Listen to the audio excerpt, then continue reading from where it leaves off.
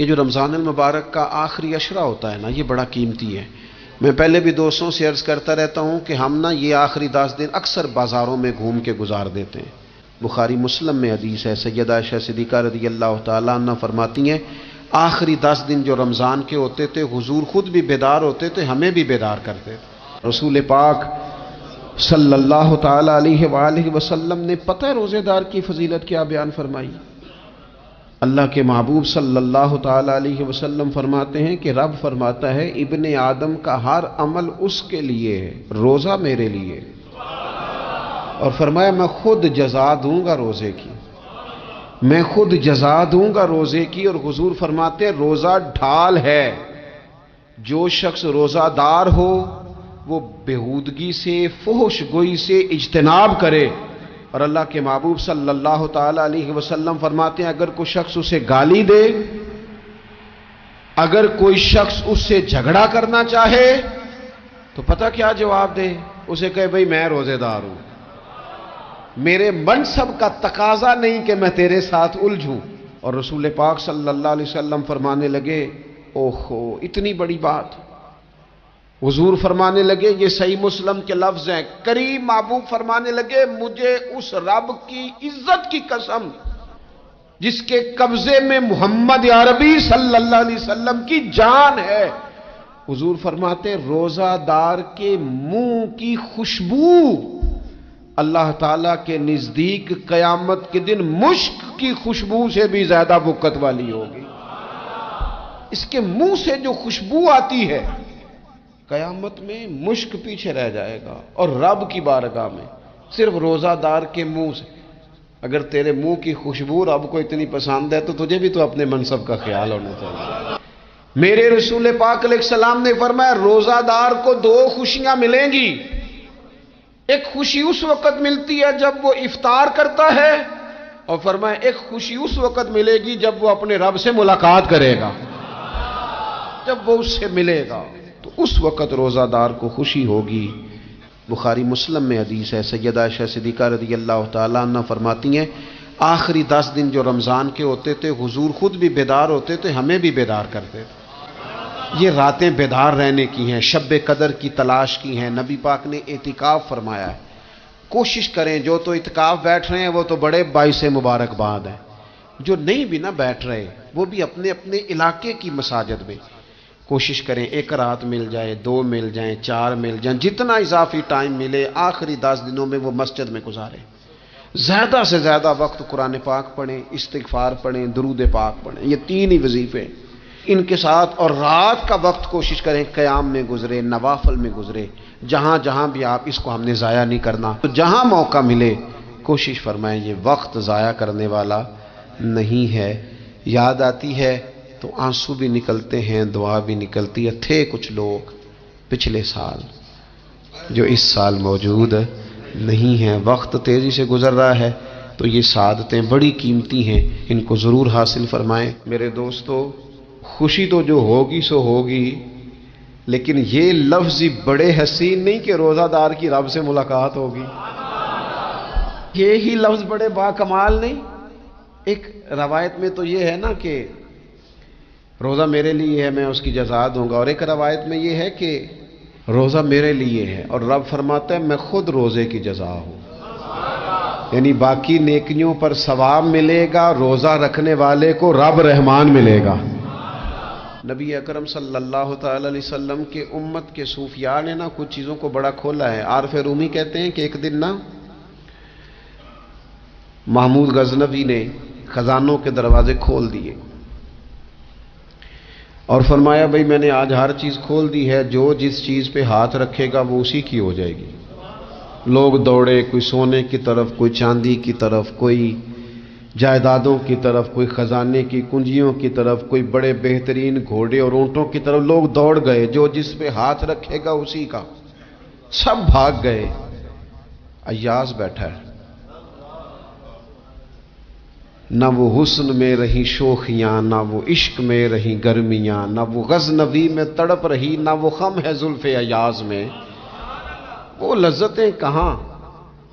ایاز چپ کر کے بیٹھا ہے۔ پھر محمود نے ایاز کی طرف مخاطب کر کے کہا ایاز اٹھنا نہیں، آج لوٹ سیل لگ گئی ہے، جو جس چیز پہ ہاتھ رکھے گا اسی کی۔ ایاز کہنے لگا بات پکی ہے نا؟ تو محمود خوش تھے، موڈ بڑا اچھا تھا، کہا بالکل پکی ہے۔ تو ایاز کہنے لگے چلو ٹھیک ہے۔ ایاز اٹھے، پیچھے سے جا کے نا تو محمود کے کندھے پہ ہاتھ رکھ دیا، محمود کے کندھے پہ ہاتھ رکھا۔ محمود کہنے لگے یہ کیا بات کا، آپ سے میں نے پوچھا تھا بات پکی ہے، جو جس پہ ہاتھ رکھے گا اسی کا نا۔ تو تھوڑی دیر پہلے مسکراتے چہروں میں آنسو آ گئے، ایاز بھی روئے تو محمود بھی روئے۔ کہا بادشاہ پکا رہنا، وہ جن کو خزانے چاہیے تھے وہ دوڑ گئے، مجھے تو چاہیے۔ لنگ کئی مہینے تے برس گئے تے تیری دید نو دیدے ترس گئے، تیری تو ملے گا۔ تو پھر کہا محمود نے، اس نے کہا میں وعدہ کر چکا تھا، بس ٹھیک ہے، باقیوں کے خزانے اور میں تیرا طے ہو گئی۔ فرمایا باقی نیکیوں پر ثواب ملے گا، اور روزہ رکھنے والے کو رب رحمان ملے گا، اللہ کا قرب ملے گا۔ دیکھو نا، وہ خاص انسان کو کیفیت حاصل ہوتی ہے روزے میں، رب کے ہونے کا یقین۔ وہ جو صوفیاء کہتے ہیں نا مراقبہ کرو، وہ نصیب ہوتا ہے۔ یعنی کسی کو کیا پتا ہے اس کا روزہ ہے کہ نہیں، اکیلا ہے نا گھر میں، فریزر بھرا ہوا ہے، نہیں نہ کھاتا، کیوں؟ اسے پتا ہے میرا رب میرے ساتھ ہے، میرا رب مجھے دیکھ رہا ہے۔ بس یہ تصور توحید پکا ہو جاتا ہے رمضان، تو پھر اللہ تبارک و تعالیٰ کی بھی خاص رحمت اور کوئی خاص ہی اعزاز۔ حضور فرماتے ہیں جنت کے کئی دروازے ہیں، ایک باب الریان ہے، اس سے صرف روزہ دار گزریں گے۔ آواز ہوگا روزے والے آ جاؤ، وہ آ جائیں گے، فرمایا اس خاص دروازے سے گزرو۔ جب گزر جائیں گے تو فرمایا بند کر دو بھئی، اور کوئی نہیں گزرے گا یہاں سے، دروازہ ہی مخصوص ہے، ان کا اعزاز ہی ذرا زیادہ ہے۔ تو میرے عزیز رمضان شریف کے اندر وہ منصب کا بس خیال رکھیں کہ میں روزہ دار ہوں، اس احتیاط کے ساتھ۔ اور دوسری جو رمضان کی چند عبادات ہیں نا، سب سے پہلی تو میں عرض کروں گا تراویح کے حوالے سے۔ یہ بات یاد رکھ لیں کہ نبی پاک علیہ الصلوۃ والسلام نے فرمایا جس نے ایمان اور احتساب کی نیت کے ساتھ رمضان میں قیام کیا، اللہ اس کے پچھلے سارے گناہوں کو معاف فرما دے گا۔ اور ایک مقام پر نبی پاک صلی اللہ تعالی علیہ وسلم نے بیان کیا، یہ مشکات میں موجود ہے، حضور فرماتے ہیں رمضان اور قرآن دونوں قیامت کے دن بندے کی شفاعت کریں گے۔ رمضان کہے گا یا اللہ میں نے اسے دن بھر کھانا کھانے سے باز رکھا، اور تیری بارگاہ کے حکم کے مطابق اس نے اپنے آپ کو ان چیزوں سے بچا کے رکھا۔ اور قرآن کہے گا مالک رات میں نے اسے نیند سے روکے رکھا۔ کیا مطلب؟ اس نے کھڑے ہو کے عبادت کی، اگرچہ اس سے مراد شارحین حدیث نے تراویح بھی لیا ہے، تہجد کی نماز بھی لیا ہے، صلاۃ اللیل بھی لی ہے، لیکن میرے عزیز یہ خاص ربط ہے قرآن مجید کے ساتھ تراویح کا۔ مسنون ہے رمضان کی راتوں میں قرآن مجید اور تراویح کا پڑھنا۔ اگر تھوڑی سی نا طبیعت میں صرف تبدیلی پیدا کی جائے، میں نے دیکھا ہے کہ جو لوگ کہتے ہیں نا میرا وقت بڑا قیمتی ہے، بڑی ساری جگہوں پہ آپ کو بیٹھنا پڑتا ہے، بیٹھیں آپ 2 گھنٹے بیٹھیں، 3 گھنٹے بیٹھیں۔ میں نے دیکھا ہے لوگ جاتے ہیں کسی دفتر میں تو رات کو ہی چلے جاتے ہیں اس علاقے میں، کھڑے ہیں، پاسپورٹ کے دفتر کھڑے ہیں، شناختی کارڈ کے دفتر کھڑے ہیں، امیگریشن کی لائنوں میں کھڑے ہیں۔ کچھ ذہن تو بنائیں کہ میں نے رات کھڑے رہنا ہے اور اپنے رب کی عبادت کرنی ہے۔ تراویح کو ذرا ذوق سے آپ اگر تھوڑا ارادہ کر لیں گے نا، یعنی کوئی ایسا مشکل کام نہیں۔ میری تو رائے یہ ہے کہ پہلے 3-4 دن ذرا جم کے ذہن بنائیں، اور تھوڑا سا نا روٹین کو بدلنے کی کوشش نہ کریں۔ جس امام صاحب کے پیچھے تراویح شروع کریں، کوشش کریں ساری وہیں پڑھیں۔ روٹین بدلنے سے بھی سستی آتی ہے، ایک دن یہاں گئے، 2 دن وہاں گئے، تو یہ روٹین بدلنے سے بھی بعض اوقات سستی آتی ہے۔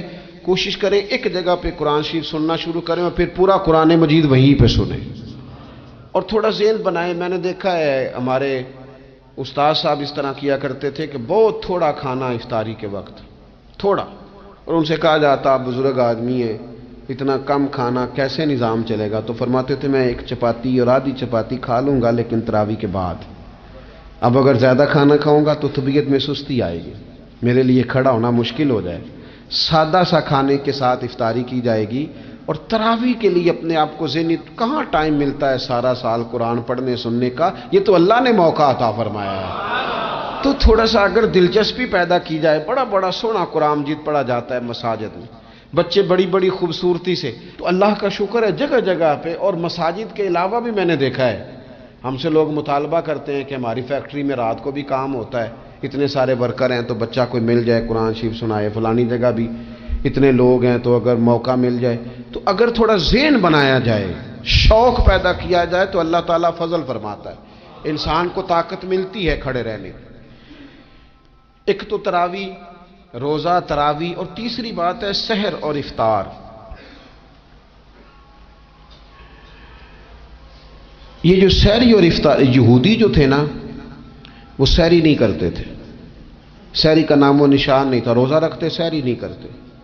تو نبی پاک صلی اللہ تعالی علیہ وسلم نے فرمایا ہمارے اور یہودیوں کے درمیان فرق ہی سحری کا ہے۔ اور نبی پاک صلی اللہ تعالی علیہ وآلہ وسلم نے فرمایا سحری کھایا کرو، سحری کھانے میں برکت ہے۔ اور اگلی بات سننی آپ نے تو خوش ہو جانا ہے، سحری کو معمولی نہ سمجھے، سحری کرنا عبادت ہے۔ ہاں آپ مت سمجھیں کہ میں روٹی کھا رہا ہوں، یہ تو میرے سامنے دہی رکھا ہوا ہے، یہ تو سالن رکھا ہوا ہے، یہ تو اچار رکھا ہے، تو چپاتیاں رکھی ہیں۔ سحری کھانا عبادت ہے۔ آپ صبح اٹھے، آپ کی تو روٹین ہی اور تھی، تو 7 بجے کھاتے تھے، 9 بجے کھاتے تھے۔ یہ جو آپ صبح کھا رہے ہیں اٹھ کے سحری میں، اپنی مرضی سے تھوڑی کھا رہے ہیں، یہ تو کسی کے کہنے سے کھا رہے ہیں، یہ تو کسی کے بٹھائے بیٹھے ہیں۔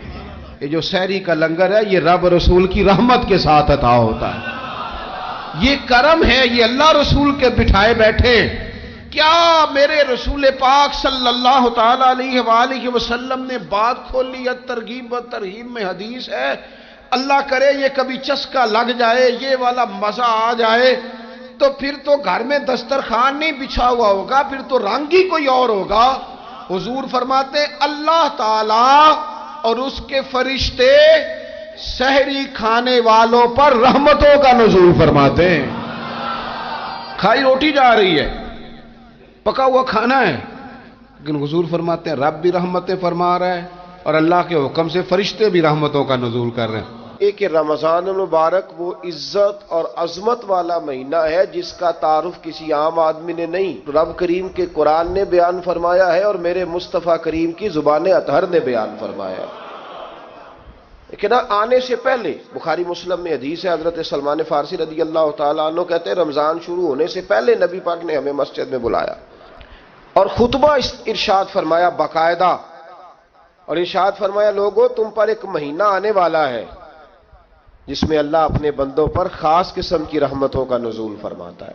خود رسول پاک نے ہمیں کس قدر زیادہ اس مہینے کا اکرام کرنا ہے اور کس قدر زیادہ اس کو اہمیت دینی ہے اور کس قدر زیادہ ہمارے لیے وہ باعث عظمت ہے کہ جس مہینے کے فضائل خود رسول پاک علیہ السلام نے بیان فرمائے۔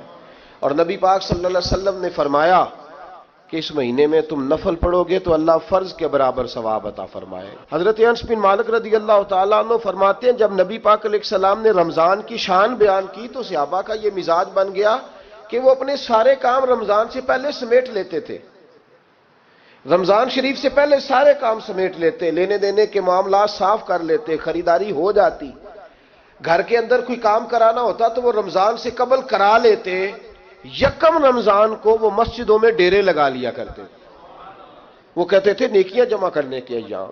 سب سے مصروف ترین زندگی ہمارے نبی پاک صلی اللہ علیہ وسلم کی زندگی ہے۔ 23 سالوں میں نبی پاک علیہ السلام نے 2300 سالوں سے بھی زیادہ کام کیا، بڑا مصروف وقت تھا حضور کا، بڑا مصروف۔ ہمارے یہاں نا میں ایک جگہ پہ حاضر تھا تو ایک بزرگ تقریر فرما رہے تھے، وہ کہہ رہے تھے اب خانقاہوں میں جو اللہ اللہ ہو رہی ہے وہ چھوڑ کے باہر نکلو، اب میدان میں نکلنے کا دور ہے۔ تقریر ختم ہوئی تو میں نے کہا حضرت ناراض نہ ہوئیے گا، ویسے کون سی خانقاہ میں اللہ اللہ ہو رہی ہے جہاں سے آپ باہر نکال رہے، تو دور ہی گزر گیا اللہ اللہ کرنے کا۔